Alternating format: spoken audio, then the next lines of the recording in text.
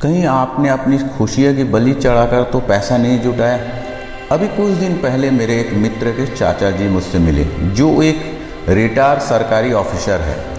उनके साथ बैठकर मैंने काफ़ी देर तक बातचीत की। बातचीत के दौरान मैंने उनसे पूछ लिया कि उन्होंने अपने जीवन भर की कमाई में से कितना पैसा बचाकर जमा किया है। उनका उत्तर सुनकर मेरा आश्चर्य का ठिकाना नहीं रहा। उन्होंने अपनी औसत कमाई 50 लाख रुपए की संपत्ति और 50 लाख रुपए नगद जुटा लिए थे। मैं उनकी इतनी अच्छी बचत का रहस्य जानना चाहता था। कहीं तो लोग लंबी चौड़ी कमाई में भी बचत नहीं कर पाते, कहाँ उन्होंने साधारण सी कमाई में भी इतनी बड़ी बचत कर ली थी। मेरे पूछने पर उन्होंने बताया कि उन्होंने जीवन में पैसा खर्च करना नहीं सीखा। बाहर किसी होटल में खाना खाना उनके लिए एक दुस्सपन से कम नहीं था। यदि कभी उन्होंने बाहर खाया भी तो ये सुनिश्चित कर लेने के बाद कि बिल चुकाने वाला कोई और होगा। नए कपड़ा खरीदने से वे डरते थे। किसी विवाह समारोह में वे तभी शामिल होते थे जब कन्या या वर पक्ष की ओर से उपहार के रूप में कुछ मिलने की उम्मीद होती थी। जब कभी उन्हें मजबूरी में शहर के बाहर जाना पड़ता था तो वह कभी कोई नई चीज़ खरीद कर नहीं लाते थे। उन्होंने शादी तक नहीं की। उनका कहना था उन्होंने पैसा बचाने के सबसे अच्छे तरीके अपनाए।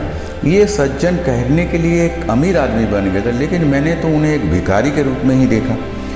65 वर्ष की उम्र में उनके पास ऐसा कुछ नहीं था जिसे वह अपना कर सके, जिसका सहारा ले सके। पूरी जिंदगी उन्होंने पैसा कमाने में ही गुजार दी। उसमें से एक पैसा भी अपनी सुख सुविधा के लिए खर्च नहीं किया। आखिर आज उनके पास ऐसा कोई नहीं था जिसे वह अपनी संपत्ति सौंप सकते थे। उनका पूरा जीवन कितना असंतुलित हो गया था।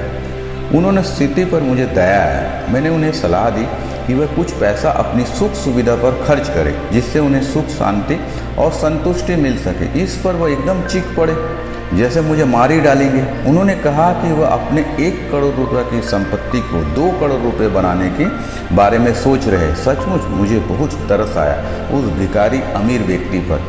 इस घटना के कुछ ही महीने बाद मुझे पता चला कि उनकी मृत्यु हो गई। बड़ी तकलीफ देह मौत मिली थी उन्हें कैंसर हो गया था।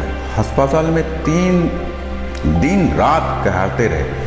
उन्हें कोई सहारा देने वाला नहीं था। बाद में मुझे पता चला कि उनके द्वारा अर्जित किए गए 1 करोड़ रुपये की संपत्ति पर भी मुकदमा चल रहा और उनके रिश्तेदार उसे पाने के लिए आपस में लड़ रहे। इस कहानी के प्रकाश में आप स्वयं से पूछिए कि आप अपने अंतिम समय में अपने नाम के साथ क्या जोड़ना पसंद करेंगे। जो भी हो, कम से कम इस तरह की बात जोड़ना तो पसंद नहीं करेंगे।